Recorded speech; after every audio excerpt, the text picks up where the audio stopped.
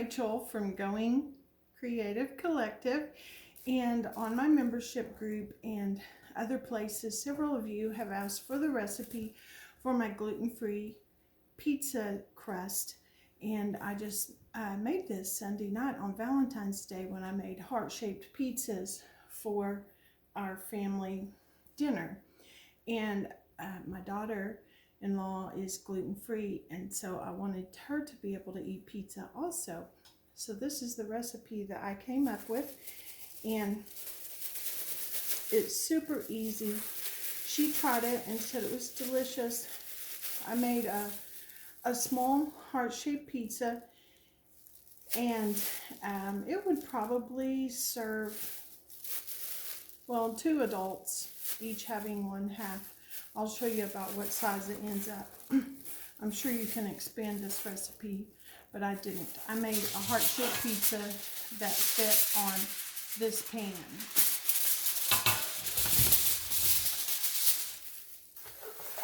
The first thing I did was started with this gluten-free baking mix, and I get this at Walmart, and it's beside the Bisquick baking mix.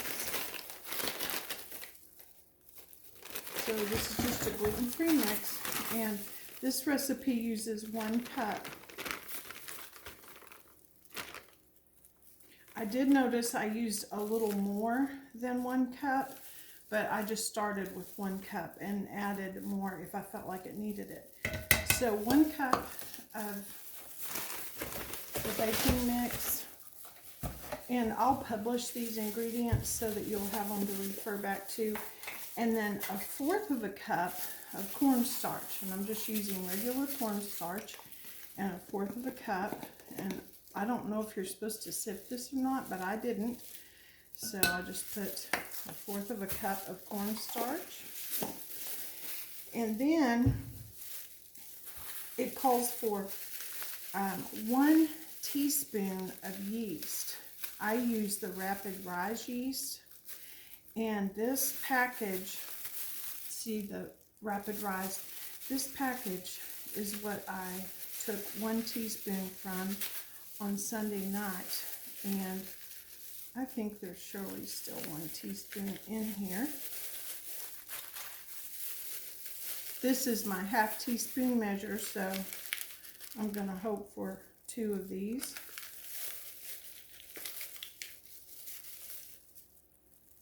Awesome. I'm just going to dump the little extra that's in there out. So there must be 2 teaspoons of yeast in a package. That's good to know. I've never actually measured it. Then I just mix this around.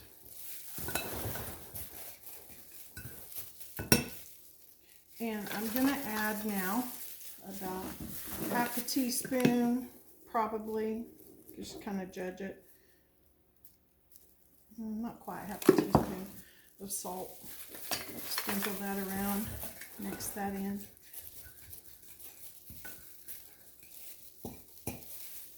And then I need a tablespoon of olive oil, so I'm going to put that right in the middle, like that.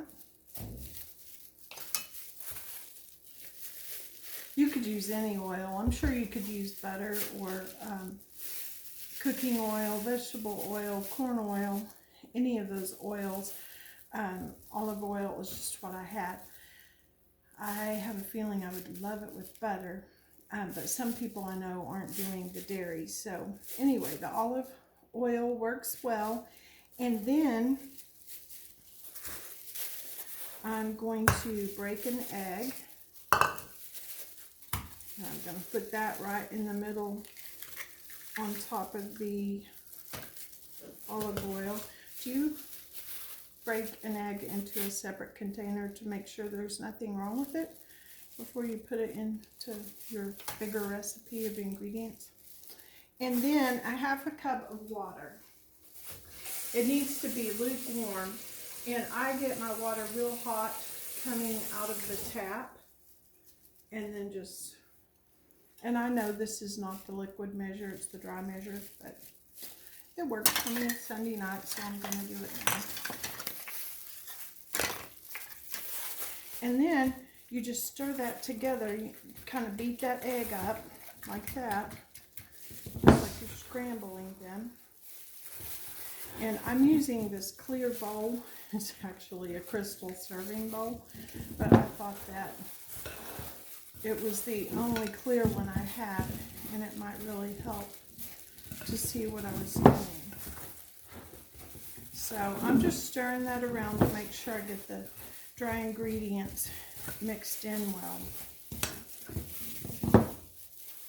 Now see, it makes just a wad of, it's probably about 1.5 cups, but that's what I had, 1.5 cups of the baking mix and 1.5 cups of the cornstarch. No, 1/2 cup of cornstarch and 1 cup of baking mix. Okay, so this seems just a tad bit sticky to me. So what I'm going to do is just take the baking mix and kind of sprinkle it over the top of it like that, just right over the top.